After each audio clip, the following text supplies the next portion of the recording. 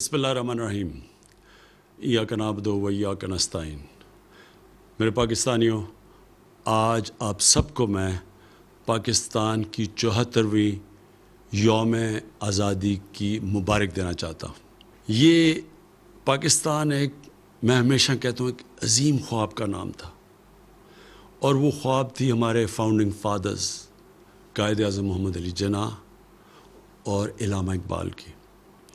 और वो ख्वाब ये थी कि हमने पाकिस्तान को एक इस्लामी फ़लाई रियासत बनाना था, और दूसरी तरफ उस रियासत के अंदर कानून की बालादस्ती कायम करनी थी, जिधर सब इंसानों के हकूक़ होने थे, चाहे उनका कोई रंग हो या जो भी उनका मज़हब हो, लेकिन सब इंसान बराबर और हकूक़ उनके रियासत ने गारंटी करने थे। तो ये एक बहुत बड़ी ख्वाब है, और इस सफ़र के ऊपर हम निकले हुए हैं, और मुझे कोई शक नहीं कि इंशाअल्लाह इस मंजिल तक हम पहुंच जाएंगे। लेकिन इसमें हम सब मिलके एक जद्दोजहद करेंगे तो पहुंचेंगे।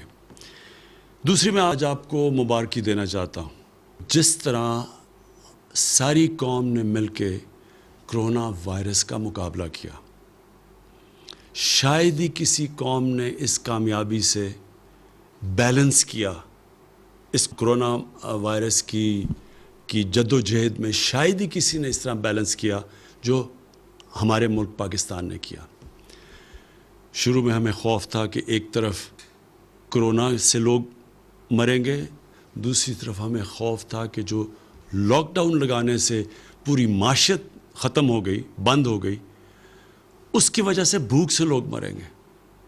तो जो हमने फ़ैसले किए, आज हमें अल्लाह का ख़ास शुक्र अदा करना चाहिए कि कोरोना के केसेस भी नीचे आ गए हैं और हमारी माशियत भी ऊपर जाना शुरू हो गई है। इसमें फिर से मैं कहता हूँ कि कोशिश इंसान करता है, लेकिन कामयाबी अल्लाह देता है। ये नहीं कि हम जंग जीत चुके हैं, अभी भी चैलेंजेस सामने हैं। हमने अगर एहतियात ना की, और सबसे बड़ी एहतियात है कि हम जब भी लोगों के सामने जिधर पब्लिक में जाएं, अपने फेस मास्क पहने। आसान चीज़ है, जैसे ही आप ये पहनते हैं तो चांसेस इस वबा के फैलने की कम हो जाती है।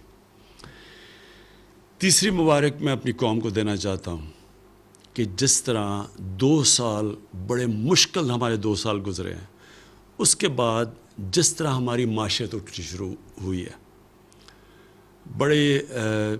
जिस तरह जब हुकूमत मिली तो हमें 2 साल पहले तो बड़े मुश्किल हालात थे। हमारे पास फ़ॉरेन एक्सचेंज नहीं था, हमारे रिज़र्व्स गिर चुके थे, हम बाहर के पैसे नहीं दे सकते थे, जो कर्ज़ों की किस्तें देनी थी, जो हमारी लाइबिलिटीज़ थी।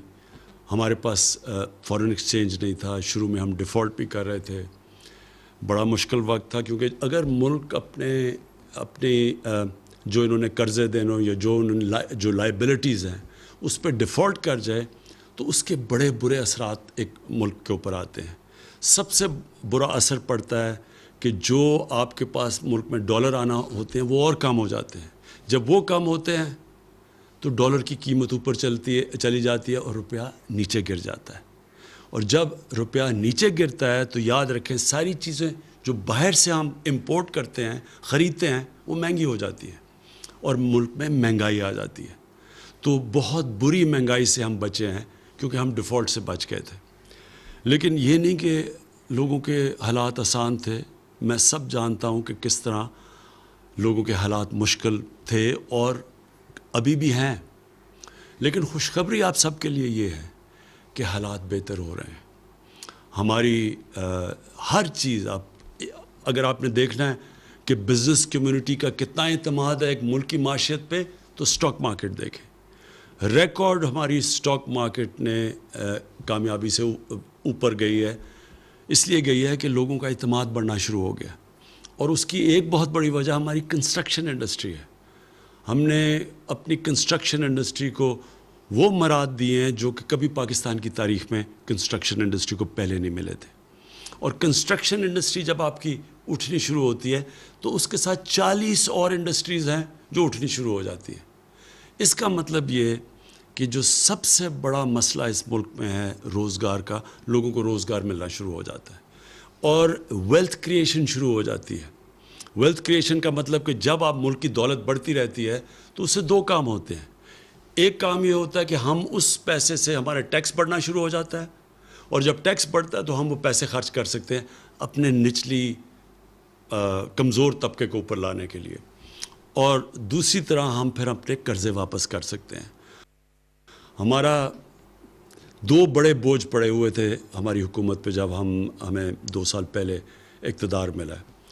ایک کہ جو پچھلی حکومتوں نے قرضے لیے ہوئے تھے, جتنا ہم نے پہلا سال ٹیکس اکٹھا کیا 4000 ارب روپیہ, اس میں سے 2000 ارب روپیہ ان قرضے جو لیے ہوئے تھے ان کے اوپر قسطیں واپس کرنے پہ. ملک کے پاس پیسہ آدھا رہ گیا ملک چلانے کے لیے, اور پھر مزید اور قرضے لینے پڑے ملک چلانے کے لیے. اور جو دوسرا بوجھ ہے وہ میں بعد میں بتاؤں گا, وہ پاور سیکٹر کا ہے.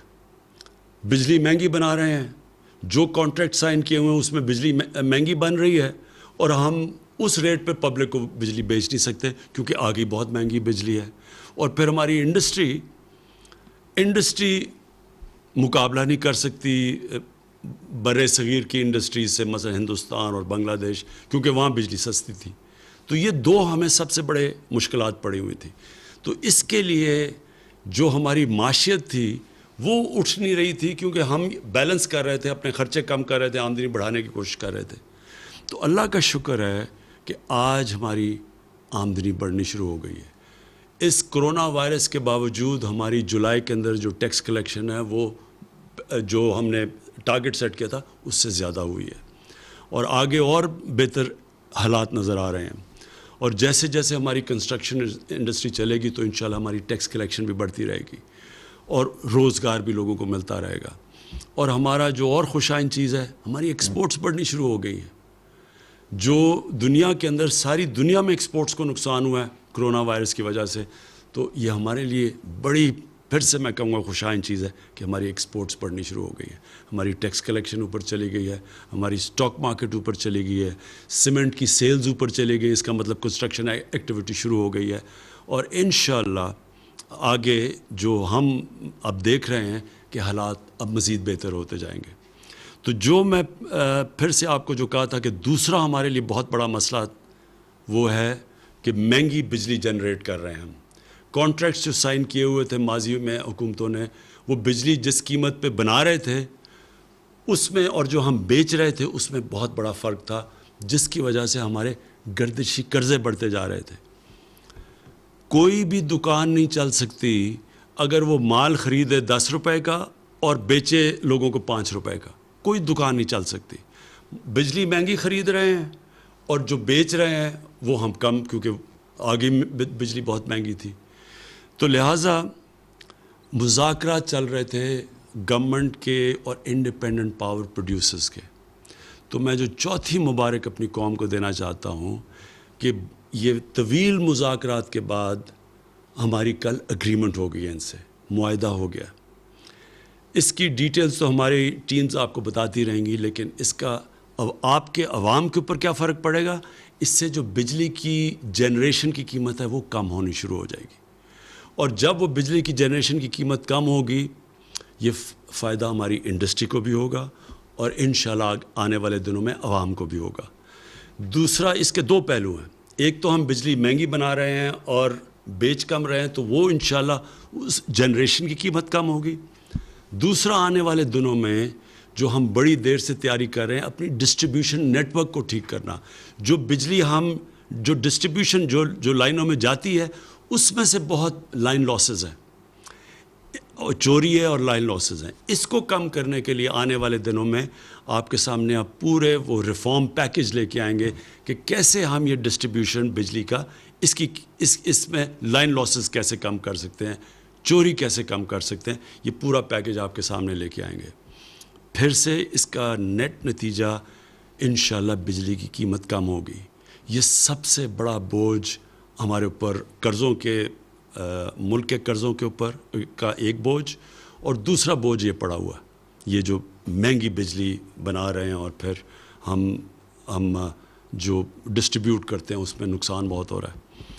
اس سے جو میں پاکستان دیکھ رہا ہوں کہ ایک انڈسٹریل پاکستان جو انڈسٹریل پاکستانی روزگار دے سکے گا لوگوں کو، انشاءاللہ اس ڈائریکشن کے اوپر ہم نکل جائیں گے۔ آخر میں پاکستان کی طرف سے مقبوضہ کشمیر میں جو ہمارے بھائی اور بہنیں ہیں، جو ہمارے بچے ہیں، ہم سب کو آج پاکستان کی طرف سے میں ان سب کو آج پیغام دینا چاہتا ہوں کہ سارا ملک آپ کے سامنے کھڑا ہے، سارے ملک کو احساس ہے کہ کس قسم کے ظلم کا آپ سامنا کر رہے ہیں، کس قسم کی مشکلات آپ کے اوپر ڈلی ہوئی ہیں۔ ہم پوری جدوجہد کرتے رہیں گے، پولیٹیکل، مورل، ڈپلومیٹک، پوری آپ کے ساتھ آپ کے لیے جدوجہد بھی کریں گے، آپ کے ساتھ بھی کھڑے ہیں، اور اللہ سے بھی دعا کریں گے کہ اللہ آپ کو آزاد کرے، اللہ آپ کو وہ حق دے جو آپ کو 70 سال پہلے یونائٹڈ نیشنز کی سیکیورٹی کونسل نے آپ سے وعدہ کیا گیا تھا، UN کی ریزولوشنز میں جو آپ کو حق ملنا چاہیے تھا کہ آپ نے اپنے مستقبل کا فیصلہ کرنا تھا۔ ہم جدوجہد بھی کریں گے، ہم آپ کے لیے دعا بھی کریں گے۔ پاکستان پائندہ باد۔